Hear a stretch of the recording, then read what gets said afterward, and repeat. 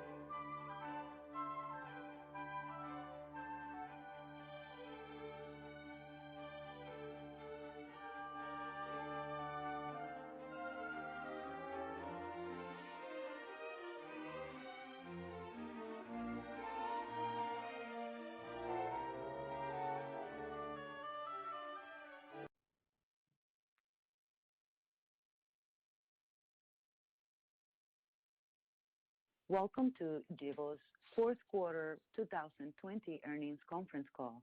My name is Carmen, and I'll be your operator for today's call. At this time, all participants are in a listen-only mode. Later, we will conduct a question-and-answer session. Please note that today's conference is being recorded. I'll now turn the call over to Jeff Williams, Gevo's Vice President, General Counsel, and Secretary. Please go ahead, Mr. Williams. Good afternoon, everyone, and thank you for joining Gevo's fourth quarter 2020 earnings conference call. I would like to start by introducing today's participants from the company. With us today is Patrick Gruber, Gevo's Chief Executive Officer, and Carolyn Romero, Gevo's Chief Accounting Officer.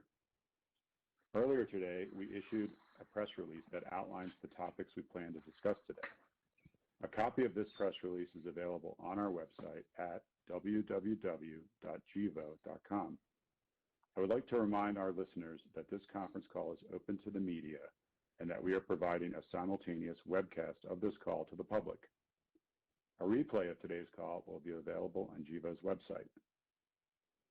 On the call today and on this webcast, you will hear discussions of certain non-GAAP financial measures. Non-GAAP financial measures should not be considered in isolation from or as a substitute for financial information presented in accordance with GAAP. Reconciliation of these non-GAAP financial measures to the most directly comparable GAAP financial measures is contained in the press release distributed today, which is posted on our website. We will also make certain forward-looking statements about events and circumstances that have not yet occurred, including but not limited to projections about Gevo's business development plans and operating activities for 2021 and beyond. These forward-looking statements are based on management's current beliefs, expectations, and assumptions, and are subject to significant risks and uncertainty, including those disclosed in Gevo's Form 10-K for the year ended December 31, 2020, that was filed with the U.S. Securities and Exchange Commission, and in subsequent reports and other filings made with the SEC by Gevo, including Gevo's quarterly reports on Form 10-Q. Investors are cautioned not to place undue reliance on any such forward-looking statements. Such forward-looking statements speak only as of today's date, and Gevo disclaims any obligation to update information contained in these forward-looking statements, whether as a result of new information, future events, or otherwise. On today's call, Pat will begin with a discussion of Gevo's business developments, and then Carolyn will review Gevo's financial results for the fourth quarter of 2020. Following the presentation, we will open up the call for questions. I'll now turn the call over to Pat. Thanks, Jeff. Hello, everyone. I'm going to keep this relatively short today because tomorrow we're doing another fireside chat. Those who join us will hear Lynn and I discuss more information around the financing, projects, how to think about them, etc. But back to reporting on this year. We've had quite a change from a year ago, so I'm going to run through a partial list. Now, we sold out the capacity to a large commercial plant using take-or-pay contracts that are suitable for use in backing of project debt financings. Now, these contracts add up to more than 45 million gallons per year of hydrocarbons. That offtake caused us to think bigger sooner. We also paid off all of the white box debt. We advanced the development of our renewable natural gas project. We figured out how to make net zero hydrocarbon products by using a mix of renewable energy with our process, and of course that's targeted for our net zero plant targeted for Lake Preston, South Dakota. We have $530 million of cash on the balance sheet and no material debt. That money should enable us to develop multiple plants and make the full equity investment in our Net Zero 1 plant rather than being dependent upon a third party. We also have the cash in the balance sheet that should allow us to sponsor significant equity investments in future net zero plants such as Net Zero 2 or Net Zero 3 projects. We've worked with Citigroup to figure out, and they have figured out and vetted a potential bond offering that we may use to finance our debt for the Net Zero 1 project. That's taken a lot of work to actually work through that, and they have a really attractive solution in line. We have work to do to get ready for it still. Now, we shut down our ethanol plant. It lost money given that the market wasn't very good and it wasn't a strategic focus for us. We've been told by some new investors that they now understand that we aren't an ethanol company. Well, that's good. That eliminates confusion. We aren't an ethanol company. We're all about the renewable energy into energy-dense liquids, hydrocarbons, net zero footprint. We developed our customer pipeline. It's grown quite a lot from last year, and it's grown even more since. Importantly, we proved that we can establish pricing and take-or-pay contracts that works for our customers and ourselves and results in meaningful take-or-pay contracts. These take-or-pay contracts are backed by the balance sheets or letters of credit from our customers. That's a big deal and a big accomplishment. We announced our Net Zero 1 project. This project, slated for Lake Preston, South Dakota, would produce roughly 400 million pounds per year of value-added protein-rich animal feed, roughly 30 million pounds of corn oil, 45 million gallons per year of energy-dense liquid hydrocarbons. These hydrocarbons are drop-in gasoline and jet fuel products that, when burned, have a net zero greenhouse gas emission across the whole of their life cycle, measuring all the way from capturing the CO2 from the atmosphere, accounting for the farming and agriculture, accounting for all the energy sources, the transportation of the products. The hydrocarbon products produced at our plant are expected to be more than -70 in their carbon footprint score.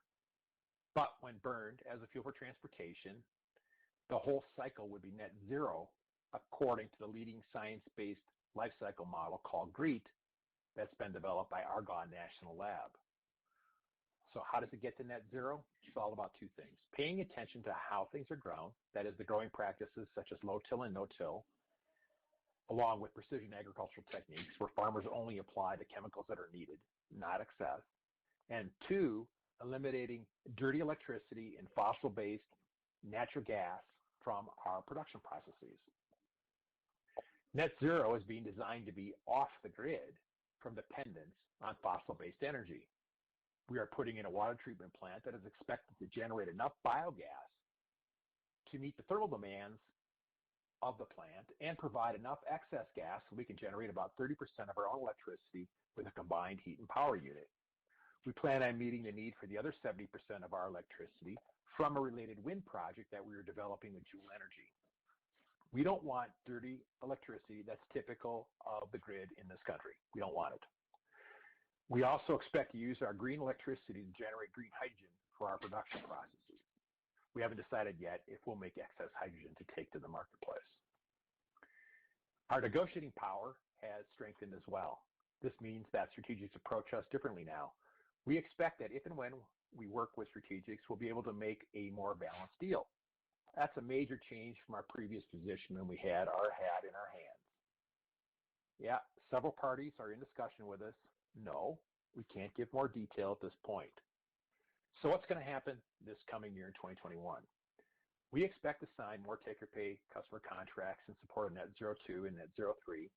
We already have attractive production sites chosen and optioned or under LOI. We expect to announce the specifics for these sites after we announce the next set of offtake contracts. We expect that Net Zero 2 and Net Zero 3 would look a lot like Net Zero 1. We expect to start construction of our renewable natural gas project with a size of 355,000 million BTUs. This project would take manure from more than 20,000 dairy cows and convert it to renewable natural gas. This project will cost about $75 million, and we project a return of more than 30% IRR using conservative estimates. The project is expected to come online and start generating profit in the fourth quarter of next year. In the near term, the gas will be sold to the California market. Once Net Zero 1 starts up, we may take a portion of that gas up there to drive the carbon scores even lower, or maybe we just keep on supplying the California market. That's a future economic optimization question. In order to close the project finance deal for Net Zero 1, we need to have the capital cost estimates to the plus or minus 10% or so level. This engineering work and design work is underway. Our engineering partners have upwards of 50 people working on our design and capital costs. We are grateful to have the money to do it properly. The capital cost of Net Zero 1 is currently expected to be about $650 million, inclusive of the production plants, water treatment plant, and energy complex. On a fully installed project finance basis, the project total would be roughly $800 million because of the interest during construction and the reserves and such that are required to do a debt financing. The IRR for this $800 million project is expected to be better than about 20%. We need to get the engineering and design work done and pin down the capital costs to the appropriate precision to enable the debt financing of Net Zero 1. That's a prerequisite. We have to know what it is, plus or minus 10%, before we could do a debt deal. This will take to the end of 2021 to complete and get it right. We'd expect to close a bond deal in the first half of 2022. It's possible that the capital cost of Net Zero 1 project could go up or down depending upon adjustments to scope of equipment costs or what we work through in the design of that plant. Well, that's what all this design work is about right now, pinning down the capital cost and the very best optimal processes that deliver the returns we want. Net Zero 1 is expected to take about 2 years to build. This is normal. It's a big capital deployment. One good thing is that the engineering and design cycle for Net Zero 2 and 3 would be much, much shorter. We expect that those plants will be based upon Net Zero 1. It shouldn't be lost on anyone that our business is significantly de-risked. We have money to execute our plans in a real sense. Yeah, it's quite a change from last year. Last year, we had to raise money to keep the lights on. Our team did well, developing the business, advancing the technology. Now, if we raise more money, the purpose will be to take more of the large cash flow streams we expect from our net zero projects or from an RNG project. Tomorrow, Lynn Small and I will be doing a fireside chat with Wartar Research, where we will be discussing project economics and financing for both Net Zero 1 project and the RNG project. We will be answering a whole bunch of investor questions. Information on registration can be found in the investor section of our website, investors.gevo.com. Now I will turn the call over to Carolyn, who will take us through the financials. Carolyn? Thank you, Pat. Gevo reported revenue in the fourth quarter of 2020 of $0.5 million as compared to $6.9 million in the same period in 2019. During the fourth quarter of 2020, hydrocarbon revenue was $0.4 million compared with $1.0 million in the same period in 2019. Hydrocarbon sales decreased because of the lower shipments of finished products from our demonstration plant at the Southampton Resources Inc. facility in Silsbee, Texas. During the fourth quarter of 2020, revenue derived at the Laverne facility from ethanol sales and related products was $5,000 compared to $5.9 million during the same period in 2019. As a result of COVID-19 and in response to an unfavorable commodity environment, we terminated our production of ethanol and distillers grain back in March of 2020, which resulted in lower sales for the fourth quarter. Cost of goods sold was $2.0 million in the fourth quarter of 2020 versus $9.4 million in the same period in 2019. Cost of goods sold included approximately $0.9 million associated with production of IBA and related products and maintenance of the Laverne facility, and approximately $1.1 million in depreciation expense. Gross loss was $1.4 million for the fourth quarter of 2020 versus $2.5 million for the fourth quarter of 2019. Research and development expense increased by $1.7 million during the fourth quarter of 2020 compared with the same period in 2019, due primarily to an increase in consulting and personnel expenses.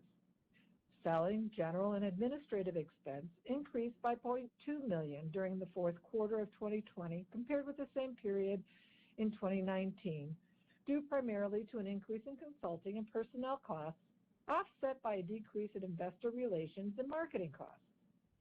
For the fourth quarter of 2020, we reported a loss from operations of $7 million, compared to $6.2 million from the same period in 2019. In the fourth quarter of 2020, cash EBITDA loss, a non-GAAP measure that is calculated by adding back depreciation and non-cash stock-based compensation to GAAP loss from operations, was $5.1 million, compared to $4.0 million in the same quarter of 2019. Interest expense for the fourth quarter of 2020 was $0.5 million, a slight decrease compared to the same period in 2019 as a result of lower amortization of original issue discounts and debt issuance costs, and the conversion of $2.0 million of 2020-21 notes to common stock during July of 2020. During December 2020, we converted the remaining $12.7 million of 2020-21 notes into common stock.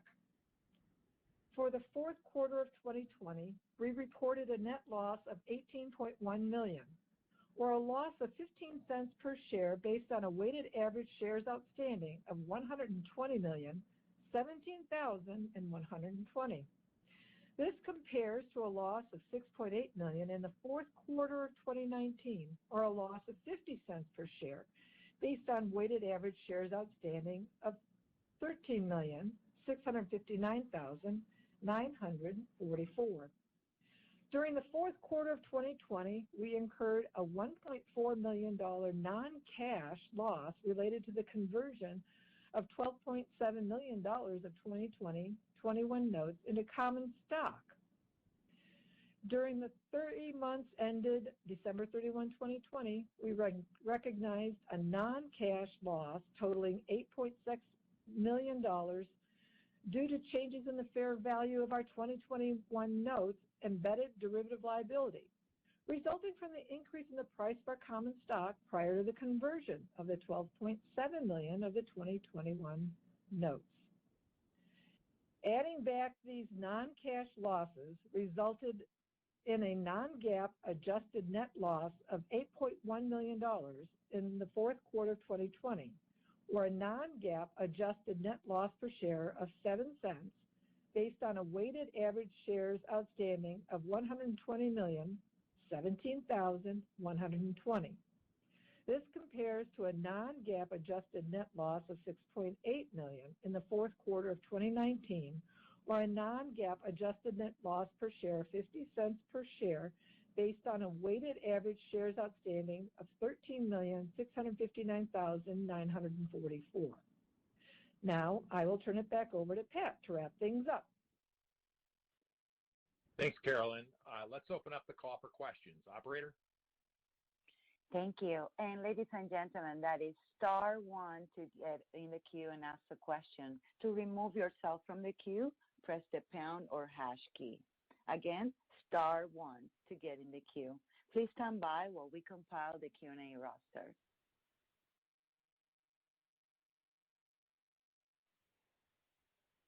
Our first question is from Amit Dayal with H.C. Wainwright. Your question, please. Thank you. Hi, Pat. Good afternoon, everyone. Appreciate you taking my question. Good, thank you, Pat. So I'll save some of my questions around, the project for the call tomorrow. But just in terms of the timeline you've provided, the first half of 2022 for the financial close of Net Zero 1, is this sort of a typical timeline for something like this, and could this potentially be accelerated if things fall in place for you as you expect? I would say that the critical timeline runs through getting the engineering estimates done. We got to know what the capital cost is and what we're asking for in terms of debt support. You got to have that pinned down, or you can't do a debt financing. We also have to have a bunch of the permitting stuff done and all kinds of things. That time frame to get that stuff done, we're working on getting it done by the end of this year, and in which case then we should be able to do the bond offering in the early part of next year. But because that's talking about a year from now, or it could be less than a year from now, right? But because it's so far out, there's uncertainty around it. So the lawyers advised me to give it a wide range, first half of the year. Boom, that's the answer. Do I want it sooner? Hell yeah, I want it sooner. I want it done, and I'm the most impatient person on earth when it comes to it. Understood, Pat. Thank you for that. And then our model currently, for Net Zero 1 has some level of utilization coming online by 2024. Is that a reasonable assumption? Amit, say that again. I missed the first part of the question. Yeah, I was just saying our financial model right now that is published publicly, we have you doing, some level of utilization from Net Zero 1 coming online by 2024. Is that still a reasonable assumption? It is. That's the right assumption. Okay, perfect. Yeah. So, in other words, even if we finance in the first half of the year, we still plan on getting the plant online in 2024. We've obviously built ourselves some slack in there. And this is one of these things where you got to do the design right and get it right. That allows you to plan right, secure equipment properly. It could be that we could build things in modules, which shortens up the construction timelines. That's the sort of stuff we're figuring out. But yeah, we are aiming at that first part of 2024 like you have in your model. Okay, understood. And then with respect to Net Zero 2 and Net Zero 3, I mean, you're obviously considering, those options right now. But is this clarity on this probably comes in 2022, or could we see, more clarity on progress around these efforts earlier than 2022? I would expect that we have progress in 2021 on those things. So we'll get the contract signed, we'll have the sites, and I would expect to have the Net Zero 2 site and customers announced in 2021. And do I think we can get a Net Zero 3 in that time frame? I think it's pretty much probable. Now, we all heard Tim Cesarek talk a few weeks ago in the fireside chat, and he threw out the number of, he can see us doing 6 plants in short order. Well, that's true, but we got to go through the work and duties. So I can see us having multiple plants in play at the same time. That's not the firms we're working with on the engineering side and constructing side, they're capable of execution on that kind of scale. The trick is you've got to get that design right because it leverages over into the net zero 2 and net zero 3. We can't be changing things or messing around with things. People will often ask me, why not just take over an ethanol plant? Anybody know where the pipe diagrams are for that plant? And it's like we got to go learn that. Are you kidding me? That's each one is individual and different. What we want to do is make it as cookie cutting as possible so we can accelerate these timelines. That's what we're shooting for. And we're pretty stubborn about it because we think it is the best way to generate the most cash for the company over the long run because we want those cash flow streams. They're worth a lot of money. Understood. And just looking at the burn rate for 2021, what should we expect in terms of all these efforts that you're putting in place to get the permitting and engineering, et cetera, done? Like, what should be the burn rate for 2021 that we should think about? I think for the burn rate for Gevo Inc. is in the 25 million-ish range, something like that. And then we'll have project stuff that's capitalized, and that'll show up differently as a cash number.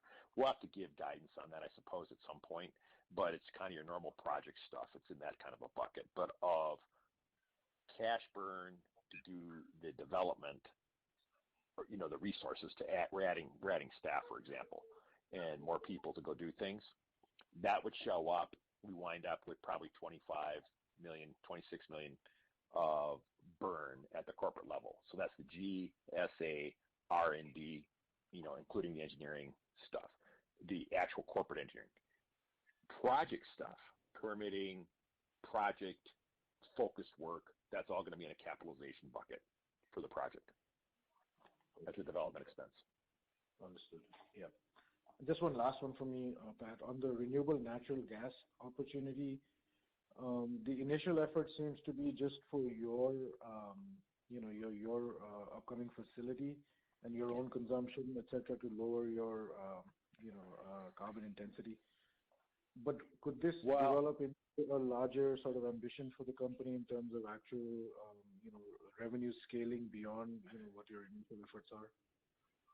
That's a very interesting question, very insightful question, actually, because what's happened is that we started working on the RNG project in Northwest Iowa because we were thinking about putting that RNG over to Laverne. But the demand for our products outgrew the scale of Laverne, and we would have had to redo a whole bunch of permits in Minnesota and all kinds of stuff that would have dragged out our timelines. So we started thinking about that greenfield plant at Net Zero 1, and as we started thinking it through, we realized we could make Net Zero 1 energy sufficient, generate our own biogas on site. Well, that diminished the need for that Northwest Iowa RNG. On the other hand, we had already done a whole bunch of the development work. The way we think of it is this: we learned how to.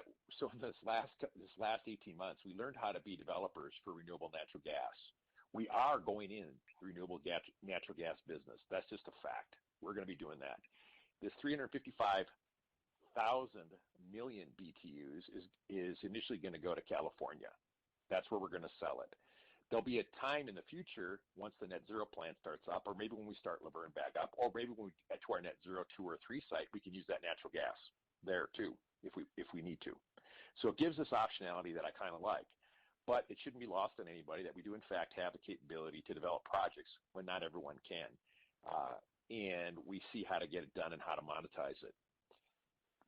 If we sell to California, in which we plan on doing in the early days, good. The plant's paid back right quick. That's really attractive. And then that's a good thing. So it's one of these very interesting games. When I think of Gevo, I think of, renewable energy transformed to energy-dense liquids. That's no joke. We're wiping out the fossil-based footprint by displacing fossil-based natural gas. More of it's better.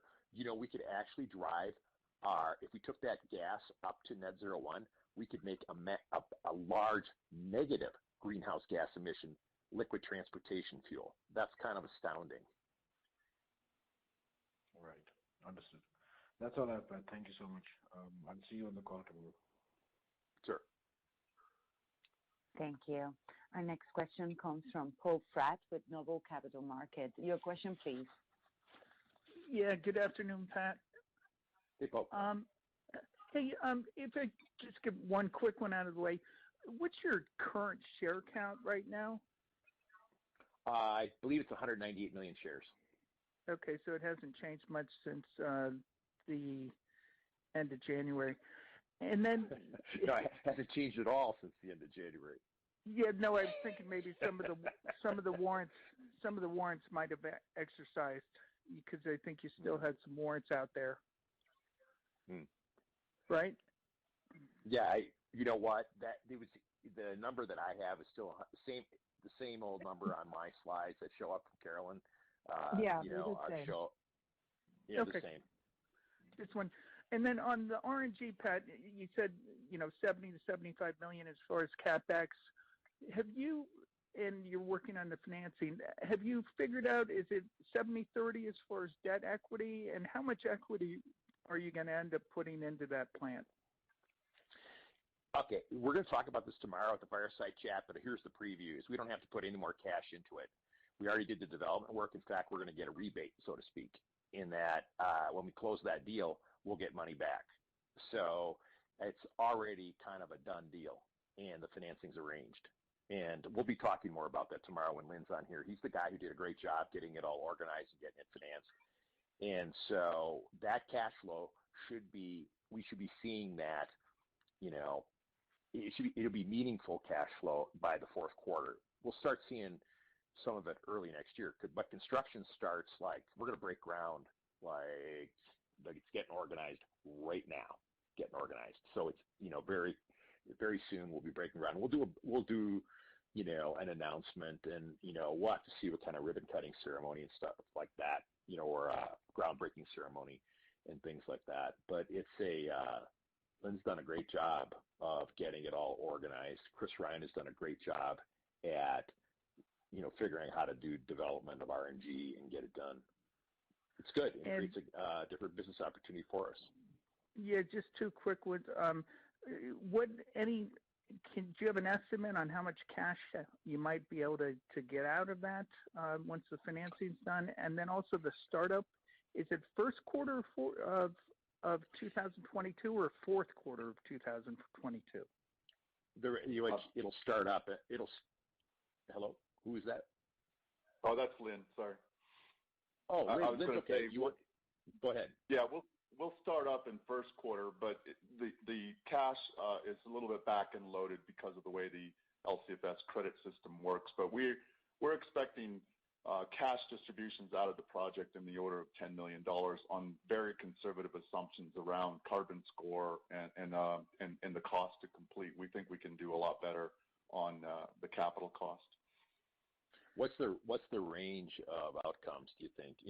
I know we took a really conservative approach as we did it for ourselves, because we're thinking about really long term and how to use it with net zero plants. But if we just sold to California and it all worked well, what's that $10 million turn into? Well, the range is about $9 million to $16 million, depending on the carbon intensity score. And the returns can vary from 30 to the high 60s, depending on those things, as well as the CapEx. Does that help you, Paul? And I think you'd had like 20 million in it, or you'd had about 20 million outlays before everything. We don't need to put any more cash into it, because we've already spent about $8 million on the development, including equipment and engineering and such. And we'll pull that back out, and we have zero net cash coming off of the balance sheet to complete the construction of the RNG project. Okay, great. And then can you give me a budget for your feed work? Either a cost estimate or a budgeting on how much you're going to spend on the feed work? For Net Zero 1, that's $15 million. Okay. And then, Pat, it was helpful you gave sort of the soft costs and the hard costs. The hard costs of Net Zero 1 are $650, and then the soft costs are about $150 as it stands right now. Right. And you need to get that cost estimate to plus or minus 10%. Are you currently at plus or minus 50%? I saw a footnote on your presentation that said it was plus or minus 50%. Can you help me reconcile that goal versus where you are now? Yeah, so it's different parts of the process are at different statuses. So, we changed as we started thinking about how to build out Net Zero 1 and get ourselves off the dirty fossil footprint of energy. We, realizing, gosh, we should throw a water treatment plant in. Well, we got to go do that and figure that out. So and then how do you integrate it? What's the best way to maximize the protein and oil? So we've worked on a deal there with a partner we'll announce later and had to figure that out. And so what we do is we say things on it like that as plus 50%. Some parts of the process they're pretty well nailed down. Other parts we're still going, is it this chunk like this, and where does it lay out, and how does it interact with the rest of it? So it's the putting of the pieces together that creates the uncertainty and to get it right. But we also, this is actually the work entails actually getting bids on equipment and figuring out the real costs. That's a non-trivial thing. This is a giant plant. So that has to be done as well. So it's a mixed bag is what we got here. And the trick of it is that we pin down the scope. That's good. That's extremely helpful. We have inside our battery limits for everybody listening means that's think of it as inside our fence lines, under our control, part of the plant, part of the build. Things that are outside the battery limits would be things external to us. There still might be some costs we have to pay attention to. For instance, we'll be doing a wind farm in partnership with Juhl Energy. But that's separate with different financing.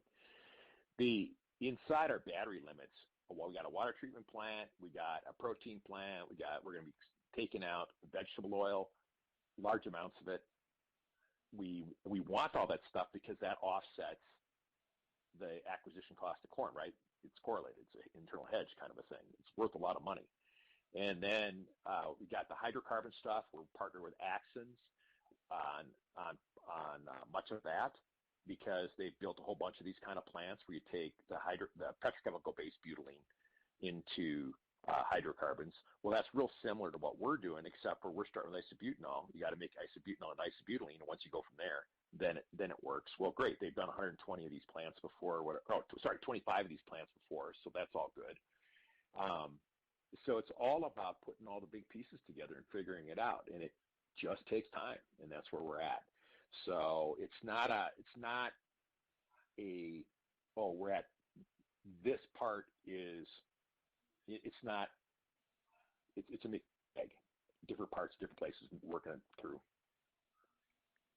Okay, and maybe I'll ask the cash burn question a little bit differently, and just what have you determined how much actual equity you're going to put into Net Zero 1?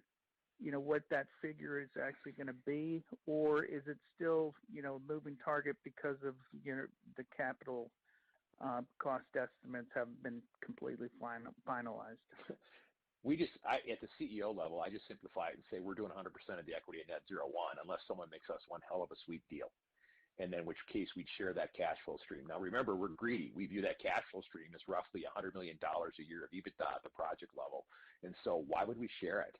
Oh, and I get that people, a strategic would add value. Well, yes and no. It depends on what the deal is. And so I liken it like this.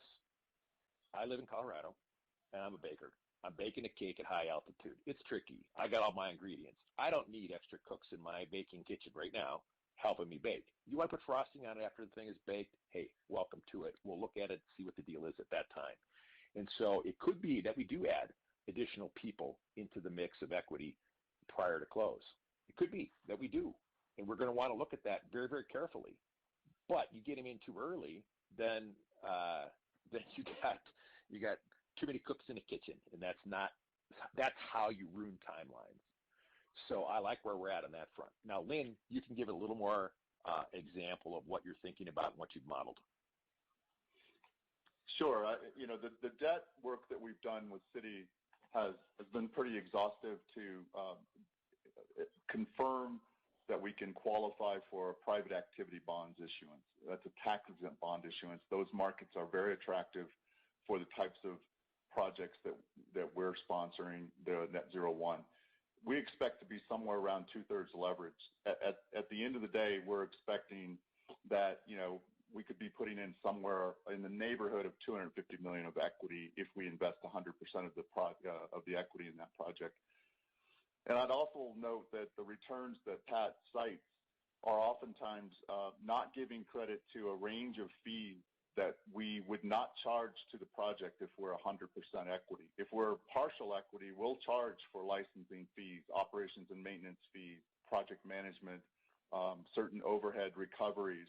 If we're 100% equity, consolidated, those fees only come to Gevo and add to the IRRs that are being cited.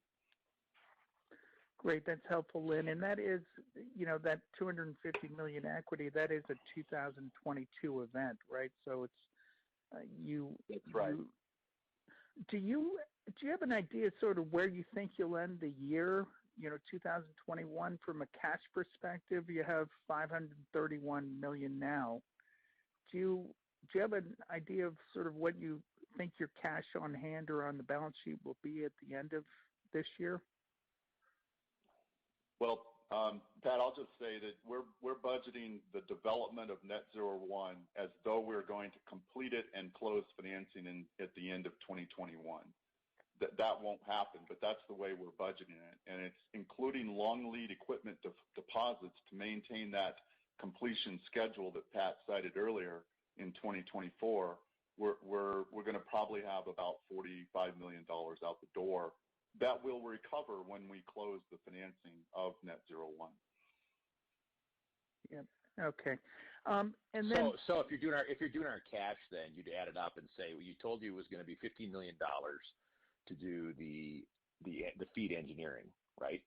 He told you we'd lay out we budgeted for $45 million outlay, which we may or may not do, but that's what we budgeted, and for capital equipment, long lead items.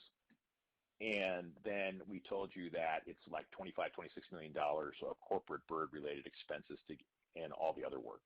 So that's the kind of number subtracted off of 530. That's the kind of the number you'd wind up with. That's really helpful. What, Pat, is it $15 million on the feed or 50? Sorry. 15. 15, 15, right? 15. Yep. Okay, great. Yeah. And then one clarification I want to make, was that you asked about the phase and stuff and design, is that of course, this design, when we're talking about it this way, it's about our process is designed. It's about going through the details, the mass and energy balances. These are engineering exercises to figure it out. We're optimizing the process along the way, right? Because we want to minimize the carbon footprints. We maximize the carbon score that we get. That's how we make the most money. So you go through and look at in the design phase, you go through and look at every single unit operation, ask, is it the right one? Does it have the right horsepower on that engine or on that motor? Is it the right pipe size? Is it the right detail? And put it all together. And then you got to source the equipment and come up with it. That's why it takes so much work. And so, when we talk about it, we talked about it as engineers to each other here a few minutes ago, but other people listening might not grasp that, of course, we have a process designed. It's about pinning down the exact detail so we can spend money to go buy it. This stuff doesn't come off a shelf, So, anyway. Okay, great. And then I think, Pat, before on the RNG project, you had been sort of saying that the offtake customer might be somebody who, would be recognizable and that would be sort of a significant move. Are you prepared at this point to talk about that, or will we have to wait until the financing's finalized? Yeah, that'll be we got to finalize that contract. So, okay. Selling, renewable natural gas is worth a lot of money in California right now. So that gives us the confidence to just move ahead on the project anyway, and then we'll announce that customer partner when we're ready here. Okay, and then just a couple more, if you wouldn't mind. it looks like you've identified sites for Net Zero 2 and 3, and then along the line. One intriguing thing to me was that you added a site on your map in Florida. Can you talk about Florida from the standpoint of? Yeah, sure. Yeah, so what's happening to us is that as our demand increases, now remember, we're dealing with people under confidentiality agreements, right? So our customers all talk to us under confidentiality agreements, and then other partners talk to us under confidentiality agreements. We're always restricted in what we can say. However, corn in the Midwest is a sustainable, low-cost way to get these carbohydrate residuals that we can turn into our hydrocarbon products. And we also have good wind resources up there. We got good biogas resources up there. It makes sense. Stuff makes sense up in the Midwest. In Florida, there's several feedstocks that have potential interest. There's molasses type things, and there's sugar residues from various types down there. And so people have approached us with sites. And so we're going through the work to evaluate them. You'll see them in other places that popped up on our map too, where same kind of thing, where people are saying, hey, we can supply you with carbohydrates. Would you want to build a site? And we say, well, yeah, you show me the sustainability, you show me the cost, you show me the risk associated with that acquisition of that carbohydrate source, and we'll look at it. But the one in Florida has risen to the rank of we got to evaluate it, so it shows up on our map. Okay, great. And then could you help me understand the significance of the MOU that you signed with HCS and how that fits into the overall plan? Yeah. So with HCS, that's Haltermann Carless. Haltermann Carless is a specialty fuel manufacturer. We announced a deal with them where we would be licensing our technology to them for production of hydrocarbons in Speyer, Germany, and it'd be leveraging their site. Now, we will work with them to arrange the isobutanol production in Germany or somewhere along the Rhine River, presumably, or somewhere in Europe. We still have to go do that work. You'll notice in that press release that it talked about jet fuel in Germany, okay? And it talked about the size of the project. We'll co-market it to them because we're real particular about how you place the stuff in the market and hold it sustainable and all the rest. So think net zero concept in Europe. The difference in Europe is that you don't have to have the isobutanol plant next to the hydrocarbon plant. For instance, you can float the stuff down the Rhine River. In the U.S., you can't do that, of course, because you don't get the credits for it. The EPA requires the plants to be integrated in order to get the RFS credits, the RINs. So there we can do stuff like that and separate it. Maybe someday here we can separate things. But there it seems to be economical and it'll work, and it's jet fuel aimed at Germany. Great. You just mentioned one thing that actually I wanted to bring up. RIN prices are going through the roof, it seems like. Can you help me understand whether that impacts any of your development plans? Impacts our development? Oh, yeah, our development plans. You mean broadly, you mean? Yeah, plans just broadly, or does it have any impact on your strategic outlook? What we do is we tend to do like averages and futures types calculations when we're looking at our own economic projections. But RIN price goes up, that's good for us. So the way to think of our business is we win if anything green goes up in value. RINs, LCFS, tax credits, we win. That's just more margin to us, right? And oil price goes up, we win. If corn price goes up, what's interesting about that is protein price goes up and so does the oil price.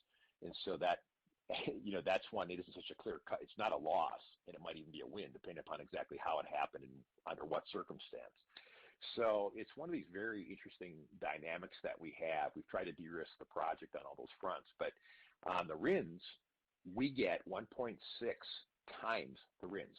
I mean, this is, again, one of the nuances of making an energy-dense liquid. We get 1.6, ethanol gets 1. Why? We're energy dense, so we get 1.6 times. So that matters. So when you see these RIN prices going up through the roof, now multiplied by 1.6, that's what we would get credited to us. So it matters. Great. Thank you so much. And let's look forward to tomorrow's presentation. Sure. Thank you. And I don't have any further questions in the queue. I would like to turn it back to Pat for his final remarks. Thank you all for listening to us. These are, and join us for the fireside chat tomorrow. We'll be asking Lynn a bunch of questions, and Sean Severson will be moderating, but I can't help myself, and I'll jump in. I know. Thank you for your support in the company. We appreciate it. We are off to a good start of this year. The things are working and making progress.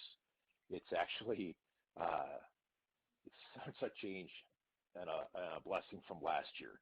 And now we are driving to get this done and get this plant online, Net Zero 1, and I want Net Zero 2, and I want Net Zero 3 as well. So G done, and we're going to be evaluating whether to make it even bigger. So that's what we're focused on.